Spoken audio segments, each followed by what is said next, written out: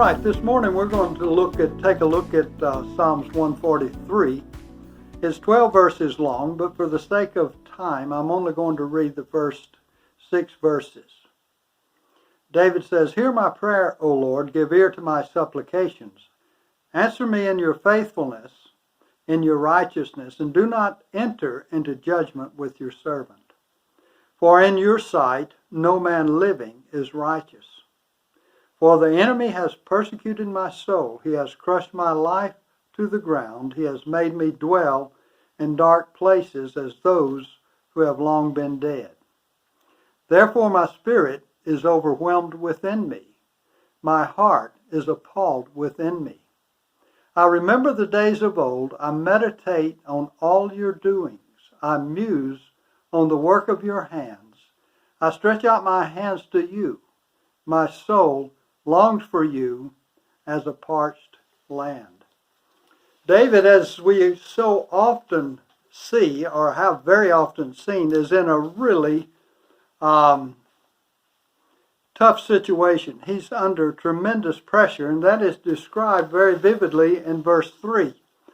So much so that to the point that he tells us in verse 4 that his spirit is overwhelmed within me, he says. My heart is appalled within me. David is clearly under a lot of pressure, and he's come to God for help. David seems to me in these verses to be concentrating on the problem, on the situation that he's in, and we can certainly understand that. That is the thing that's often most vivid in our minds when we do find ourselves in some sort of trouble. But I was recently reading a book by Viktor Frankl. Viktor Frankl was an Austrian doctor who found himself in a concentration camp in World War II. And in his book, he didn't so much deal with the details of the things that he suffered while he was there. He did give some detail, but the purpose of his book was to share his observances of how people reacted to the suffering that they were in. And one of the most notable things, or something that was very notable to me anyway, he said that one thing that he noted was that it didn't matter what comes into a person's life, what things they suffer, things that they have no control over. There's one thing, when all else is taken away, there's one thing that can't be taken away, and that is a person's choice as to how they're going to deal with those things that come into their lives. And I think there's a turning point here between verse 4 and 5. I think something remarkable happens in David's attitude. And so we go from verse 4 into verse 5, and the tone seems to me to be quite different. He says, I remember the days of old. Now, David had a lot to remember. He began to remember those things, those situations he'd been in, the trouble he'd been in, the victories that he had won as he served God. He took a look back. He went from looking inwardly to looking around himself to looking back. I was just a few weeks ago hiking in the Alps, and we went on a 170-kilometer hike around Mont Blanc and the Alps, and I didn't think it was going to be easy, and I expected it to be difficult, and it was. And some days I found to be particularly hard. I remember one day we were headed up the Col de la Sagne, where we would cross from France into Italy, and the progress was excruciatingly slow, and it was just a difficult climb. And at one point I stopped to rest, and I just turned around and looked back. And when it seemed like we were making very little progress. The progress was very, very slow.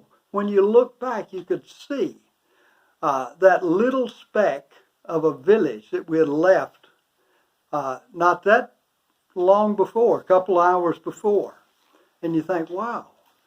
And so that was one of the most encouraging things I did on that hike, was to look back. And I think we see that here with David. He took time to look back and remember, in a spiritual sense, to remember how God had led him, the dealings of God in his life, and he was encouraged. He says, I meditate on all your doings. He went from looking back to looking up. He began to recount and reiterate everything that he knew to be good and true about God. I muse on the work of your hands. Then verse 6, he says, I stretch out my hands to you. My soul longs for you as a parched land. I believe at this point, David's attitude changed. He found encouragement as he remembered what was true about God and how God had led him. And then as we go on to the end of the chapter, verses 7 to 12, David is praying. He's still asking for deliverance. He's asking for the Lord to answer me quickly in verse 7. But we see, I think, a change in David's priority. If you look down in verses 8 to 10, it seems that he's more concerned with his relationship with God. And then in verse 11, he says, for the sake of your name, O Lord, revive me. For the sake of your name. His concern is not simply for his own relief, but for that God would be glorified in the situation that he finds himself in. And then the very last phrase of the chapter, he says, for I am your servant. And I think in that very small phrase there, David acknowledges something that we all need to acknowledge, and that is that we are his servant, and then we are God's servant. Put him in the place that that is rightfully his, and we take that position that is ours as his servant. When David here acknowledged God as his sovereign. And with that, he submits to God's dealing in his life, whatever they may be. And he found encouragement in that. And I pray that we would find encouragement as well as we think on these things.